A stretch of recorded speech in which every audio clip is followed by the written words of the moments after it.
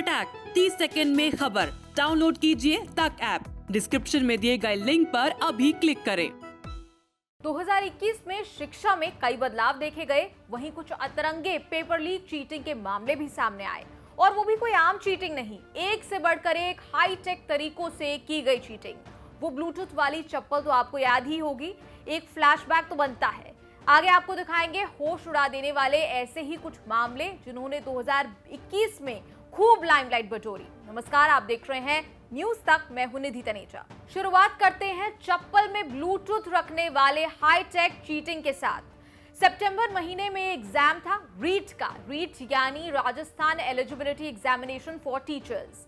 दरअसल कुछ कैंडिडेट्स को एग्जाम से पहले ऐसी चप्पल पहने पकड़ा गया जिसमें ब्लूटूथ डिवाइस फिक्स था। इन कैंडिडेट्स की परीक्षा में चीटिंग करने की इच्छा थी, लेकिन पुलिस ने इनकी इच्छा पर पानी फेर दिया। बेचारे चीटिंग तो दूर, एग्जाम भी नहीं दे पाए। गिरफ्तारी जो हो गई।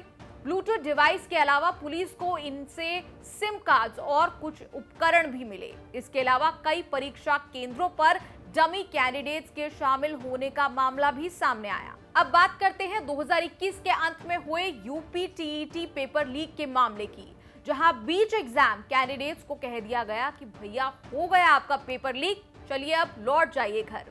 एग्जाम था UP teachers eligibility test. 20 lakh उम्मीदवारों ने भाग लेना था।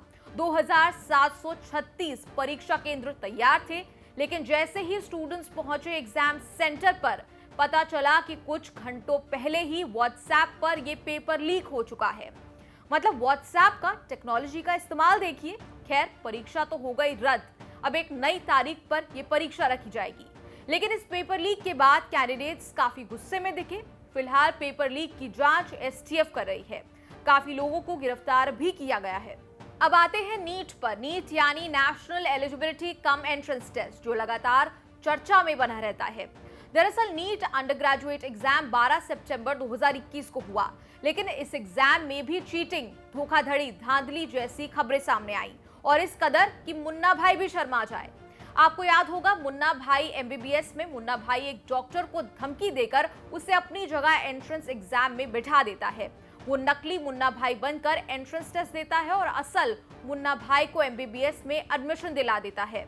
ऐसा ही कुछ नीट एग्जाम में भी देखने को मिला, जहां परीक्षा के दौरान नीट सॉल्वर गैंग एक्टिव था।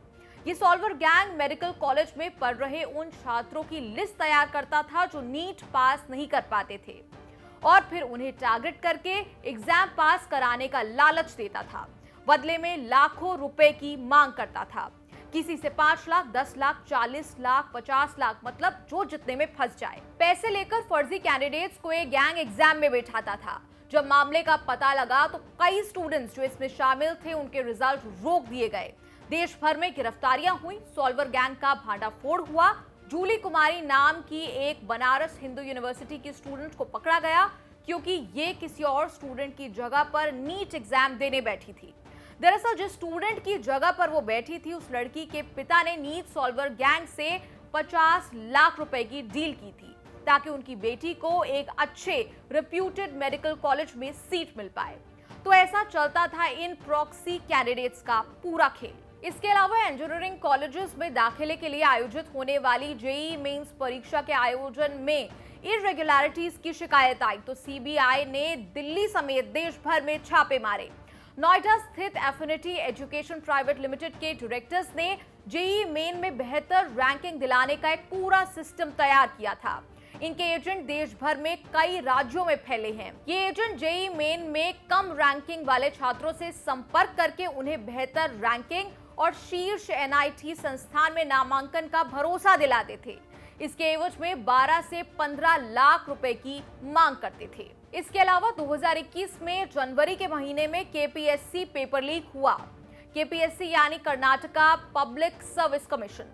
फर्स्ट डिवीजन असिस्टेंट के लिए एग्जाम 24 जनवरी को आयोजित किया जाना था, लेकिन पेपर लीक हुआ तो परीक्षा को पोस्टपोन कर दिया गया।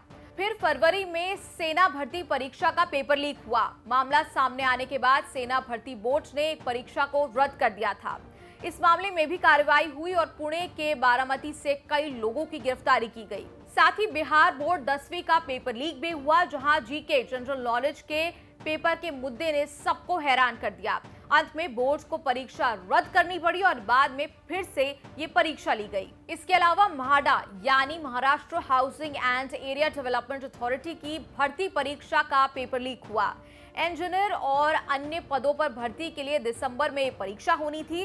2.5 लाख से ज्यादा उम्मीदवारों ने आवेदन किया था, लेकिन पेपर लीक के बाद परीक्षा को रद्द करना पड़ा। ऐसे मामलों में पंजाब भी पीछे नहीं रहा। सितंबर में पंजाब राज्य शिक्षा बोर्ड की 6ठी से 12वीं के मिड टर्म एग्जाम के प्रश्न पत्र लीक हो गए थे। वहीं हरियाणा पुलिस कांस्टेबल भर्ती परीक्षा का भी पेपर लीक हुआ। राजस्थान में सब इंस्पेक्टर भर्ती परीक्षा का प्रश्न पत्र लीक हुआ।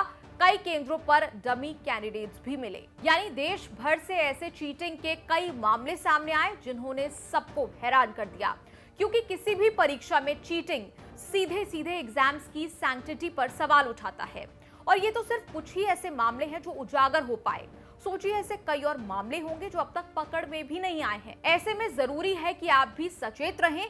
पैसे देकर एग्जाम पास करा देंगे ऐसा बोलने वालों से सावधान रहें और जीवन में पढ़ाई करते रहें, अपने सपने पूरे करें, लेकिन अपनी मेहनत से, चीटिंग वीटिंग से नहीं।